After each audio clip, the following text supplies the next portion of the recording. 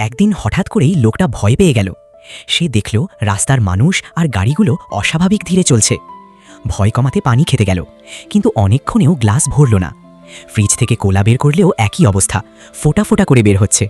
ঠিক তখন দরজা এলো কুরিয়ার, কিন্তু ডেলিভারি ম্যানের কথাও কচ্ছপের গতির মতো ধীর। রেগে গিয়ে লোকটা দরজা বন্ধ করে দিল।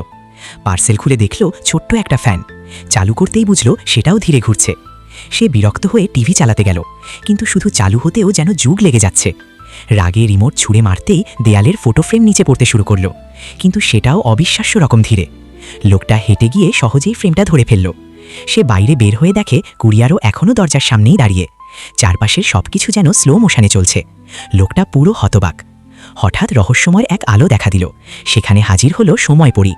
সে বলল, তুমি প্রতিদিন রাত জেগে শরীরের ক্ষতি করছো, তাই তোমাকে এই শাস্তি দেওয়া হয়েছে। লোকটা নিজের ভুল বুঝতে পারল। সে ঠিক করল আর কখনো রাত জাগবে না। এরপর ধীরে ধীরে সবকিছু স্বাভাবিক হয়ে গেল, আর সে ফিরে পেল আগের সুন্দর জীবন।